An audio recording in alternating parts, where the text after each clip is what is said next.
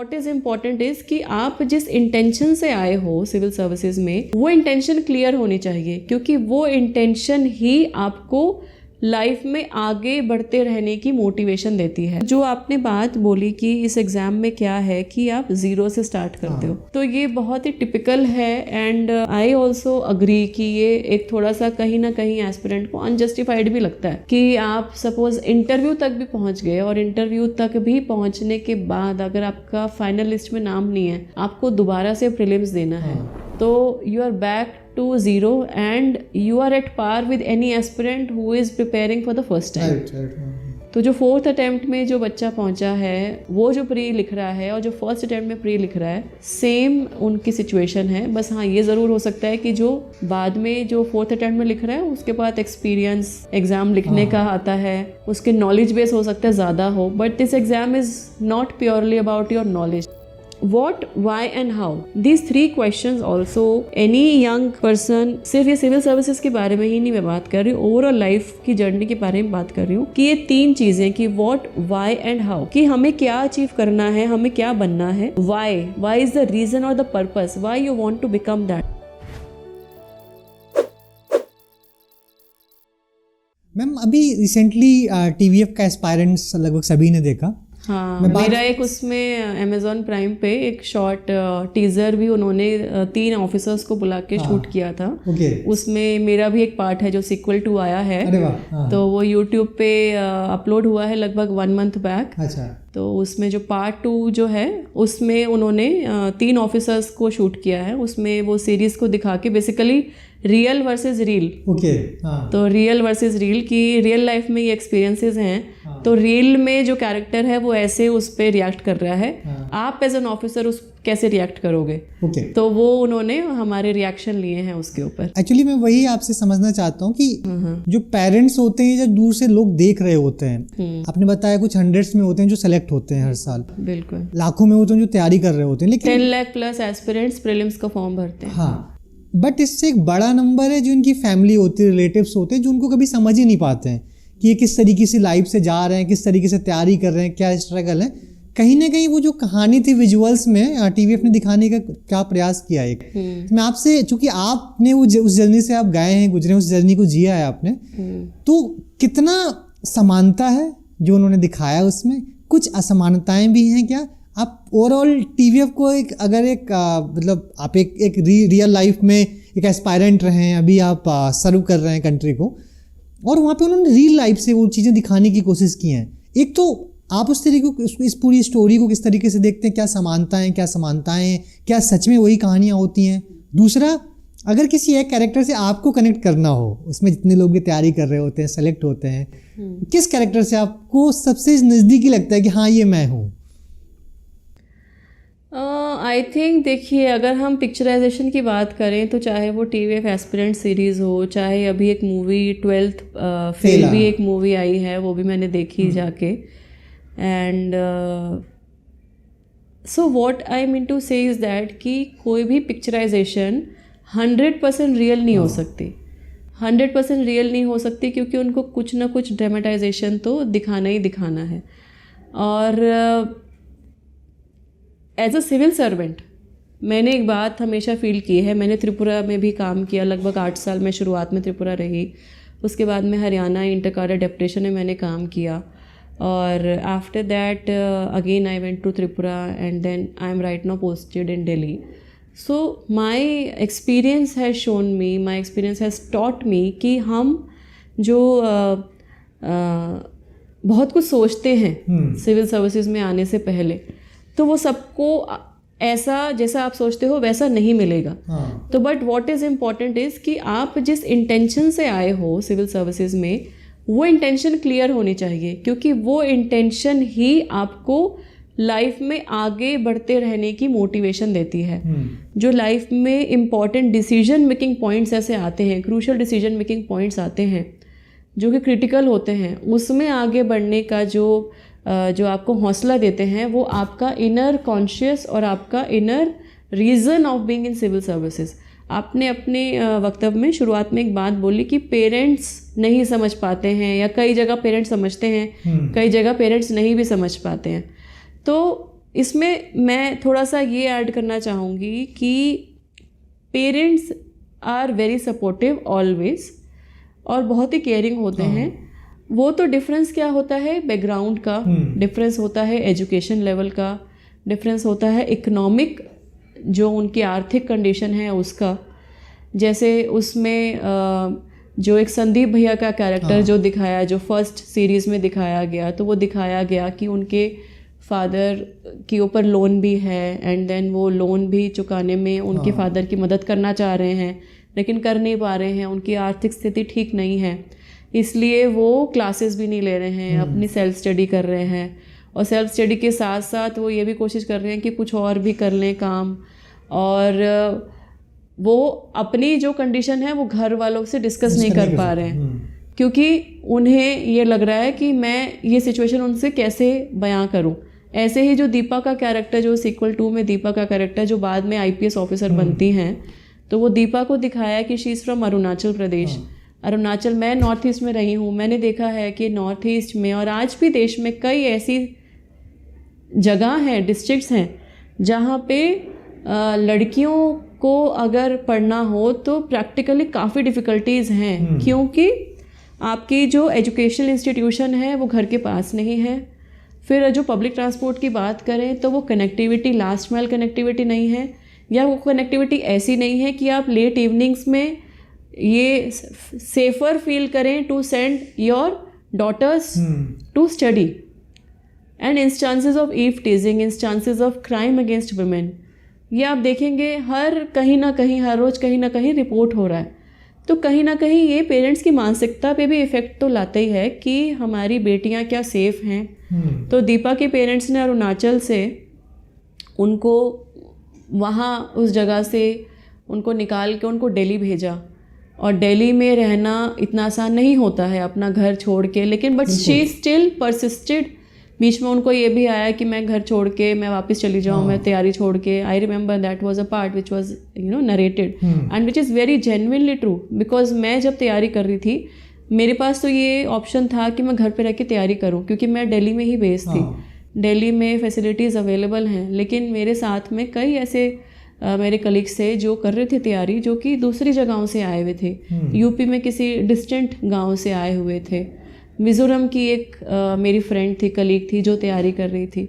तो ये तो एक्चुअली फैक्ट है, but the point is that this preparation does not only test your capacity to do hard work, but आपका mental stamina कितना है, mental strength कितनी है, ये काफ़ी ज़्यादा ये एग्ज़ाम टेस्ट करता है क्योंकि इतना सिलेबस है और सिलेबस इतना ह्यूमंगसली वास्ट है कि अगर आप टाइम मैनेजमेंट और फोकस करके तैयारी नहीं करोगे तो क्लियर करना बहुत डिफ़िकल्ट है।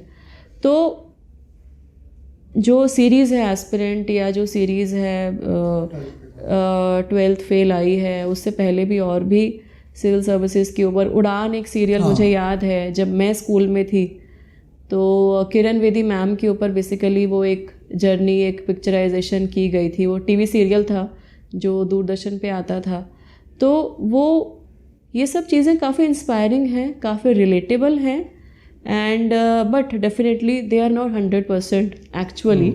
सो 100% ट्रू तो डेफिनेटली नहीं है। और मेरे को अगर किसी एक कैरेक्टर से रिलेट करना हो तो आई डोंट नो, मतलब मैं किसके साथ में ज़्यादा 100% रिलेट करूँगी, बट सभी के कैरेक्टर्स अच्छे लगे मुझे। SK सर का भी कैरेक्टर अच्छा लगा, एंड देन जो कलेक्टर बन के जिस तरीके से उन्होंने अपना, उनका नाम मुझे I am just forgetting the characters name, Naveen Kasturi तो वो हैं, बट उनका ऑन स्क्रीन नेम अभिलाष हाँ।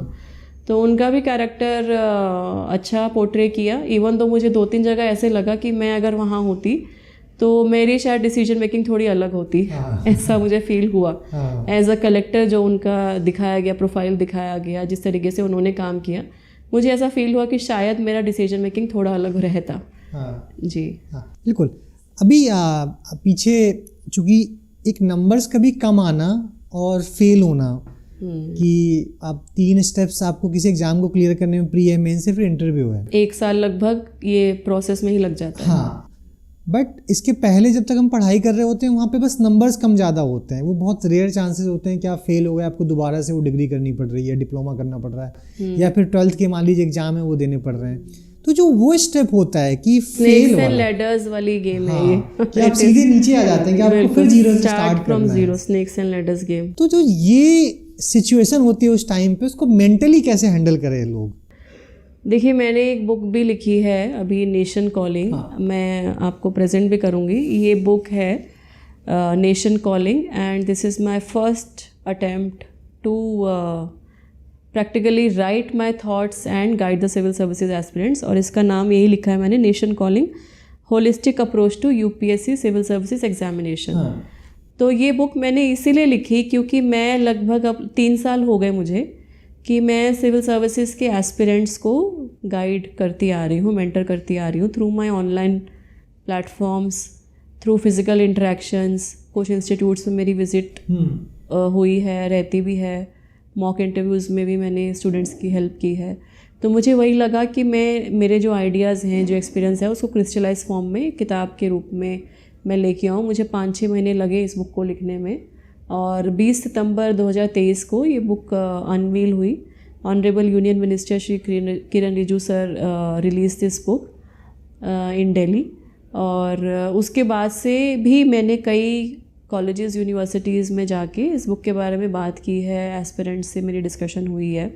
तो जो आपने बात बोली कि इस एग्ज़ाम में क्या है कि आप ज़ीरो से स्टार्ट करते हो, तो ये बहुत ही टिपिकल है। एंड आई ऑल्सो अग्री कि ये एक थोड़ा सा कहीं ना कहीं एस्पिरेंट को अनजस्टिफाइड भी लगता है कि आप सपोज़ इंटरव्यू तक भी पहुंच गए, और इंटरव्यू तक भी पहुंचने के बाद अगर आपका फाइनल लिस्ट में नाम नहीं है, आपको दोबारा से प्रीलिम्स देना है, तो you are back to zero and you are at par with any aspirant who is preparing for the first time.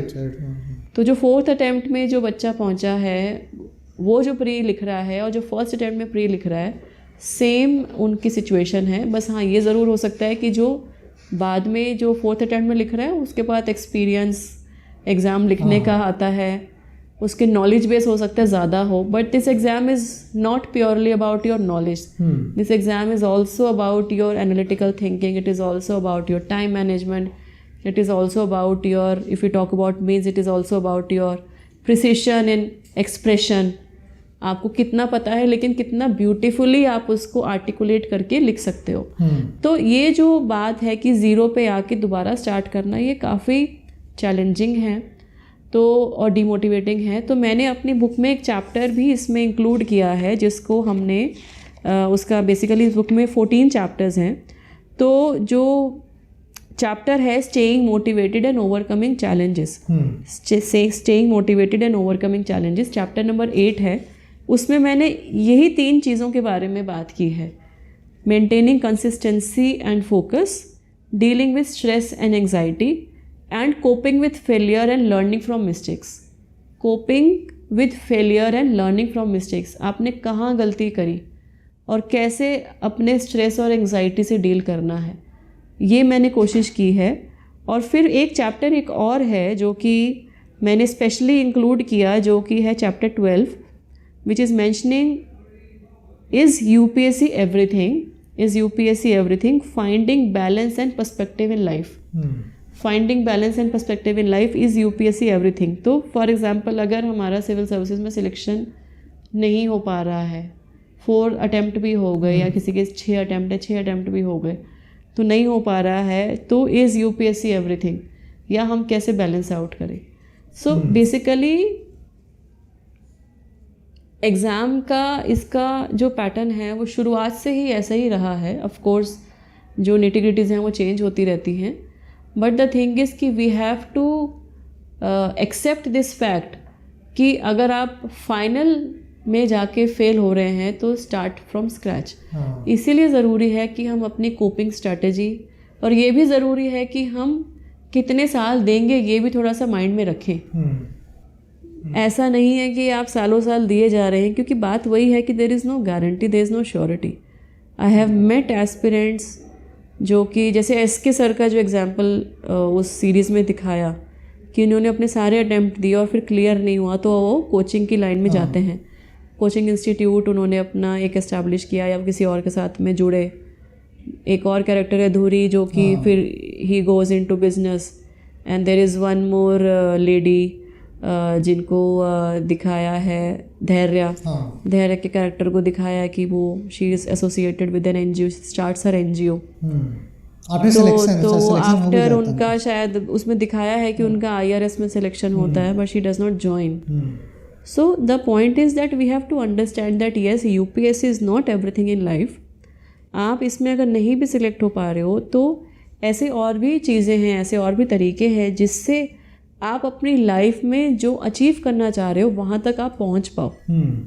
इसीलिए मैं स्टूडेंट्स को एक और एक्रोनिम मैं उनको समझाने के लिए यूज़ करती हूँ, VGPA, vision, goal, plan and action. So vision means that what is your overall orientation, how do you visualise yourself. आप 5 साल बाद अपने आप को कैसे देख रहे हैं, 7 साल बाद अपने आप को कैसे देख रहे हैं, and then what are the achievable units, these are translated into goals, कि वहाँ तक पहुँचने के लिए आपको क्या करना पड़ेगा, and these are the achievable units, and then comes the plan. इन गोल्स को अचीव करने के लिए हमें स्टेप बाय स्टेप अपना प्लान करना है, छोटे छोटे उसको भाग के, ताकि आप वहाँ तक उसको एज अ लैडर आप पहुँचो, and then is your action, आप उस पर अपना कार्रवाई करो। सो इसीलिए एस्पिरेंट्स को ये थोड़ा सा जहन में होना चाहिए। And then what, why and how, these 3 questions also any young person, सिर्फ ये सिविल सर्विसेज के बारे में ही नहीं मैं बात कर रही हूँ, ओवरऑल लाइफ की जर्नी के बारे में बात कर रही हूँ, कि ये 3 चीज़ें कि व्हाट, व्हाई एंड हाउ, कि हमें क्या अचीव करना है, हमें क्या बनना है, वाई इज़ द रीज़न और the purpose, why you want to become that, and then how will you achieve that, आप कैसे उसको प्राप्त करेंगे। तो अगर किसी का मन में है कि मुझे देश सेवा करनी है, मुझे लोगों के लिए, समाज के लिए काम करना है, इसलिए सिविल सर्विसेज में आना है, अनफॉर्चुनेटली अगर उनका सिविल सर्विसेज में सिलेक्शन नहीं हो पाता है तो और भी ज़रिए हैं कि वो अपनी जो कैलिबर है, उनका जो टैलेंट है, उसका यूज़ करते हुए वो लोगों के लिए काम करें, सोसाइटी के लिए काम करें। गवर्नमेंट के प्रोग्राम्स के साथ जुड़ सकते हैं, अपना सिविल सोसाइटी ऑर्गेनाइजेशन के साथ जुड़ सकते हैं, NGO एस्टैब्लिश कर सकते हैं। तो ये सब चीज़ें हैं कि जो इम्पॉर्टेंट है कि even if they are starting from zero and even if their journey for UPSC is over, they have to find out alternative for reaching to their ultimate goal. इसमें मैं बस एक लास्ट में ऐड ये करना चाहूँगी कि मेरे से जैसे स्टूडेंट्स पूछते हैं कि आपका प्लान भी क्या था, तो मेरा प्लान भी बहुत ही आसान यही था कि मैं अगर सिविल सर्विसेज में सिलेक्शन नहीं होता तो प्राइवेट सेक्टर में, क्योंकि मैं CS हो गई थी और LLB मेरा कंप्लीट हो ही गया था जब 2007-8 के जब एग्ज़ाम दिए थे, तो मैं कॉर्पोरेट सेक्टर में अपना प्रोफेशनल करियर शुरू करती और उसके साथ में फिर मैं अपना कोई NGO या सिविल सोसाइटी ऑर्गेनाइजेशन एक अपना इस्टेब्लिश करती for contributing my bit to the society. यही मेरा प्लान भी था कि प्राइवेट सेक्टर में अपना कुछ इस्टेब्लिश करो और साथ में लोगों के हित के लिए अपना कोई एक NGO सिविल सोसाइटी का कुछ काम अपना इस्टेब्लिश करो। तो ये मेरा प्लान भी एक्चुअली था अगर मेरा नहीं होता तो। प्लान बी अगर आई थिंक मैं देख भी रहा था इंटरनेट पे, आप काफ़ी बात करते हैं प्लान बी पे, और आई थिंक लाइफ में होना भी चाहिए। लेकिन समस्या क्या होती है कि लोग ना मेंटली तैयार नहीं होते हैं उसके लिए, कि उनका होता है कि एक टाइम पे वो एक ही काम करेंगे, उस पर ही कुछ लोग लगे रहते हैं, उनके वो 4 साल 6 साल ख़त्म हो जाते हैं और फिर वो स्ट्रॉमा में चले जाते हैं कि अब मेरा लाइफ ख़त्म हो गया वहाँ पे। उसके लिए मेंटली कैसे तैयार रहें प्लान बी के लिए, अगर कोई है भी और नहीं भी है तो उसको अगर 4 साल ख़त्म हो जाते हैं या 6 साल ख़त्म हो जाते हैं तो प्लान बी वो बना पाएँ उसके बाद में। देखिए, it is not easy to formulate all this, ये तो सब सीधी सी बात है कि इसमें बहुत चैलेंजेस हैं, बट इम्पॉर्टेंट क्या है कि हमारा जो फोकस है, हमारा जो ओरिएंटेशन है वो क्लियर रहना चाहिए। और इम्पॉर्टेंट क्या है कि अपनी स्ट्रेंथ्स एंड वीकनेसेस, कि हमारी स्ट्रेंथ क्या है और हमारी कमज़ोरियाँ क्या हैं, इसको भी थोड़ा पहचानें। तो जब आप जो सवाल आपका है वो ये है कि जब सपोज़ प्लान भी हुआ, प्रिपेयर हुआ, तो कई बार ये भी लगता है कि हम क्या उसी पे काम कर रहे हैं, हम अपने मेन फोकस से हट गए। तो वो बिल्कुल नहीं होना चाहिए। मेन फोकस आपका रहना है, जो मेन जो चीज़ है जो आपको अचीव करनी है उसको तो अचीव करना ही करना है। It is only for an addition. It is only for maybe a psychological, a mental backup that yes, if I don't go on this way, then this is the alternative which is available to me. तो ये तो इसका हो गया. अगर by chance कोई नहीं कर पा रहा है प्लान भी तैयार, तो क्या करें? डेफिनेटली अपनी स्ट्रेंथ्स को पहचाने, अपनी वीकनेसेस को कम करें. स्ट्रेंथ को लिवरेज करना है, वीकनेस को कम करना है, और हम सिचुएशन को कैसे ओवरकम करें, ये एक सेल्फ एनालिसिस करते रहना बहुत इंपॉर्टेंट है. Even when a students is preparing for civil services और एनी अदर कॉम्पिटिटिव एग्जाम, कोई MBA का एग्ज़ाम दे रहा है, कोई इंजीनियरिंग के एग्ज़ाम दे रहे हैं, it is very important to understand that हम क्या हैं, who are we, what are our strength, how do we leverage those. हम क्या बेस्ट कर सकते हैं, यहाँ नहीं हुआ तो कोई बात नहीं, हम इसके अलावा और क्या अच्छा कर सकते हैं, उस पर ध्यान देना है, उस पर आगे बढ़ना है. And there is no other option than to face failure and overcome. There is no other option कि हम फेलियर को हमें फेस करते हुए लाइफ में आगे बढ़ना ही बढ़ना है. एंड स्वामी विवेकानंदा जी का जो एक कोट है, arise awake and do not stop until your goal is achieved. Arise awake and do not stop until your goal is achieved, which is very relevant to each one of us. कि हम सुबह उठ रहे हैं, हम अपना काम कर रहे हैं, और हमें तब तक नहीं रुकना है जब तक हम अपने लक्ष्य को प्राप्त ना कर लें. जब तक हम अपने लक्ष्य को प्राप्त ना कर लें तब तक हमें नहीं रुकना है. Do not stop until your goal is achieved. So therefore it is important to keep on giving your efforts. परेशानियाँ, फेलियर सभी की लाइफ में आएंगी. माननीय प्रधानमंत्री जी से लेके हम अपनी लाइफ में आसपास में कितनी भी इंस्पिरेशनल पर्सनालिटीज़ की बात कर लें, किसी को भी सक्सेस प्लेट में सजी हुई नहीं मिली है. एवरीबडी हैज़ हैड हिज और her own share of struggles, obstacles, और उन्होंने फेस किया है और आगे बढ़े हैं. जर्नी स्मूथ किसी की भी नहीं रही है. राइट. जब हम तैयारी कर रहे होते हैं, चूँकि बहुत सारे ऐसे लोग भी होंगे, इवन किताब नेशनल कॉलिंग पढ़ेंगे, वो थोड़ा और इस पर डिस्कशन करेंगे. हो सकता है इसी के अंदर इसका आंसर हो, मतलब जो चीज़ समझना चाहते हैं हम, कि ऐसे कौन से गो टू रिसोर्सेज हैं जब हम तैयारी कर रहे होते हैं. वो चाहे जब प्री होता है, उसके बाद सब्जेक्ट चूज करने होते हैं मेंस के लिए, उसके बाद इंटरव्यू होता है. अगर आपको किसी एस्पायरेंट को बताना हो कि आपने जो गो टू रिसोर्सेज या फिर जो हैंड्स ऑन रिसोर्सेज यूज किए, चाहे वो सब्जेक्ट पिक करना हो, आपको इंटरव्यू का तैयारी करना हो या प्री में तैयारी करनी हो. Actually see the point is कि जो स्ट्रैटेजीज़ हैं वो स्टेज वाइज डिफरेंट है. Prelims, mains and interview. तो और सबसे इम्पॉर्टेंट चीज़ क्या है कि सिविल सर्विसेज में शॉर्टकट नहीं है. There is no shortcut when we talk about the civil services preparation. तो आपको स्टार्ट करना है बेसिक से ही. तो बेसिक से स्टार्ट करना है तो आपको NCERTs तो क्लास 6 से 12 तक, 6 नहीं भी पढ़ रहे हैं तो 8 से 12 तक तो NCERTs आपको पढ़नी है. History, civics, geography, polity, economy, अपना जो आपका GS में जितने भी टॉपिक्स हैं, जो भी आपको कवर कर सकते हैं वो आपको करने ही है. और इसके साथ साथ इम्पॉर्टेंट क्या है कि हम न्यूज़पेपर रीडिंग, हम अपना मैगज़ीन्स, उन पे ध्यान दें. सो गो टू रिसोर्सेज में एक्चुअली मैं जो है, मैं कोई टूल किट के माध्यम से, मैं कोई एक्चुअली बुक्स के नाम मैं रेकमेंड नहीं करती हूँ. क्योंकि I don't endorse any book. मैंने वो कभी भी नहीं किया है. एस्पिरेंट्स मेरे से ये भी पूछते हैं कि कौन सी कोचिंग अच्छी है, या कोचिंग जाना चाहिए, नहीं जाना चाहिए, जाना चाहिए तो आप कोचिंग इंस्टीट्यूट कौन सा रेकमेंड करते हो. मैंने कभी भी कोई कोचिंग इंस्टीट्यूट को रेकमेंड नहीं किया है.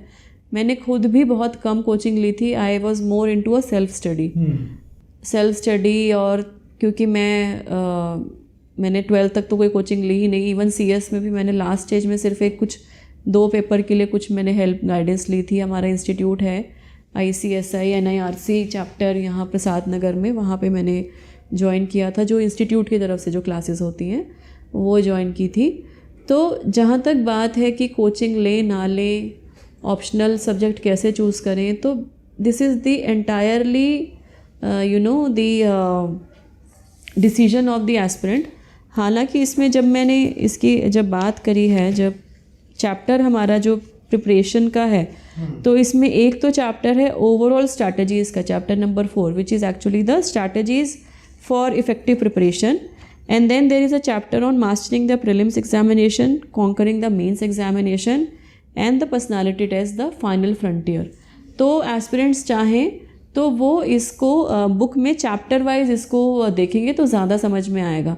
एंड स्पेशली अगर हम बात करते हैं कि ऑप्शनल सब्जेक्ट कैसे चूज़ करें, तो ऑप्शनल सब्जेक्ट्स फ्रेंड्स वो सेम भी हो सकता है जो आपका सब्जेक्ट रहा होता है ग्रेजुएशन में, क्योंकि जो सिविल सर्विसेज में जो क्वेश्चन हैं वो इस तरीके से ही पूछे जाते हैं कि आपको ग्रेजुएशन लेवल तक की उसके अंदर अंडरस्टैंडिंग होनी चाहिए. तो if you are comfortable with your subject, जैसे मेरे जो ऑप्शनल थे हमारे टाइम में 2 लेने होते थे. एक ऑप्शनल रहता था जीएस में और 2 ऑप्शनल रहते थे हमारे मेंस में. तो मेरा ऑप्शनल जीएस में था कॉमर्स, क्योंकि मैं कॉमर्स स्टूडेंट रही हुई थी, और मेरा मेंस में तो ऑप्शनल जो थे वो थे commerce and public administration.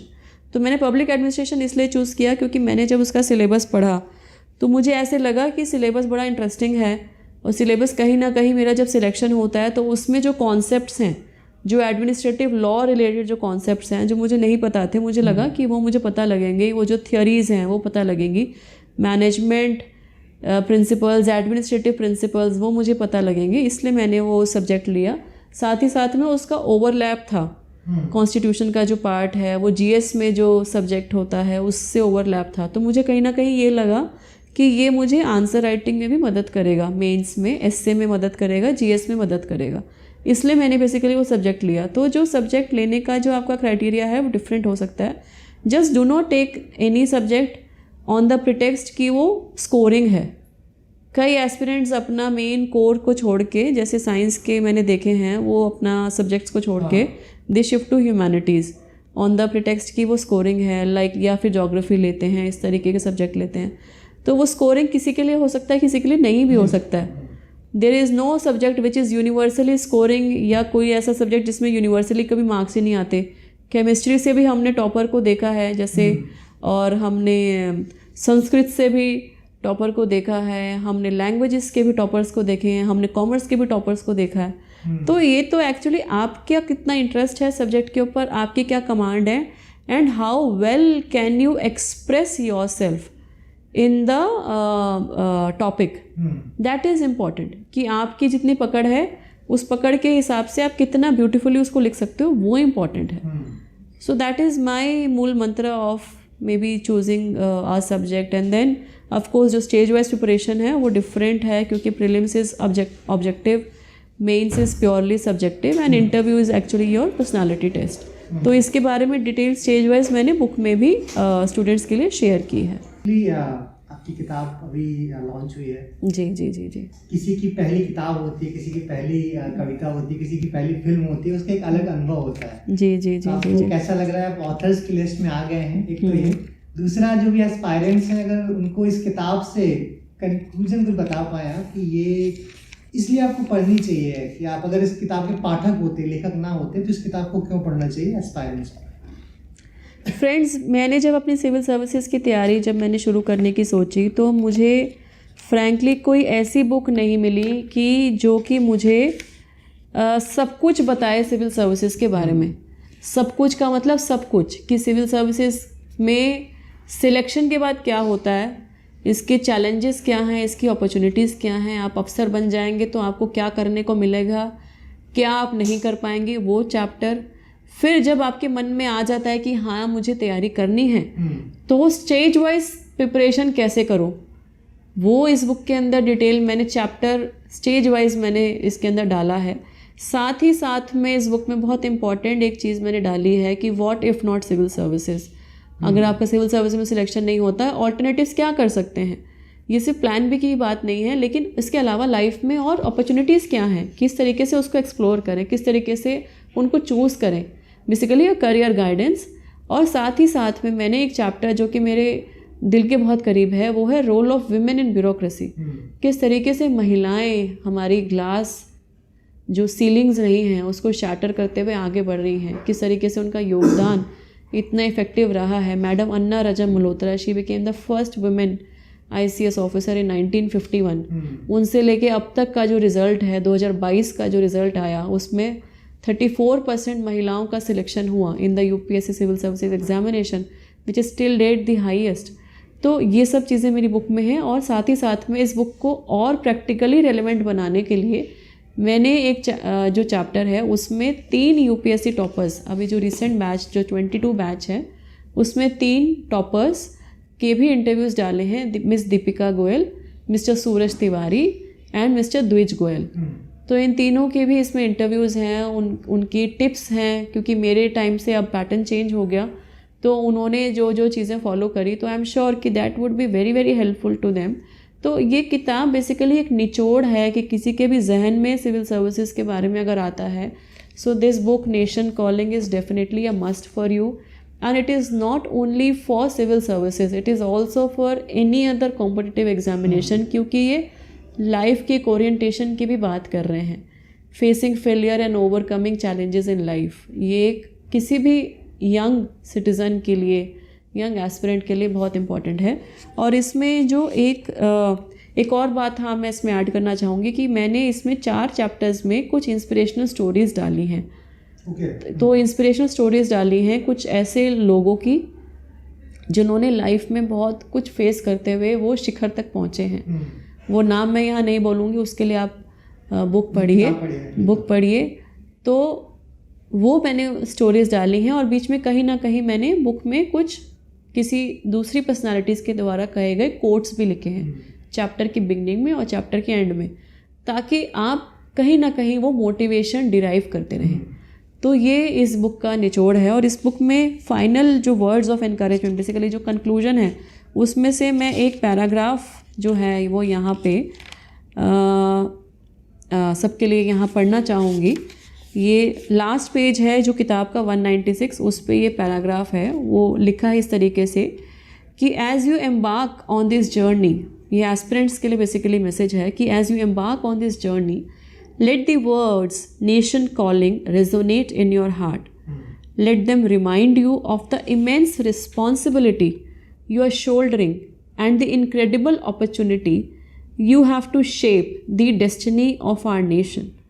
Your preparation, driven by this calling, is an investment in the betterment of the society, and your dedication will be the driving force behind the transformative change. So आप देखिए इसमें जो ये line है, your preparation driven by this calling is an investment in the betterment of society and your dedication will be the driving force behind this transformative change. Let this calling beckon you to serve, to lead, and to contribute to the progress of our beloved nation. Let this calling beckon you to serve, to lead, and to contribute to the progress of our beloved nation. तो ये जो journey है, ये journey सिर्फ civil services की ही नहीं है, ये जर्नी है सोसाइटी में चेंज को लाने की, सोसाइटी में एक ट्रांसफॉर्मेटिव पावर को क्रिएट करने की और सोसाइटी को लीड करने की, हमारे नेशन को लीड करने की और नेशन को उन्नति और डेवलपमेंट की जो पाथ है उस पर ले जाने की एक्चुअली ये जर्नी है। So that is why this book is for everybody who is preparing for civil services, who is aspiring to be a civil servant, and not only for civil services but जो और भी competitive exam कोई दे रहा है उनके लिए भी I think ये बुक बहुत बहुत इम्पॉर्टेंट है। फ्रेंड्स, ये बुक फिज़िकली अभी डिस्ट्रीब्यूट की जा रही है at various locations in the country, और ये बुक ऑनलाइन भी अवेलेबल है on Amazon and Flipkart. You can order your copy online on Amazon and Flipkart.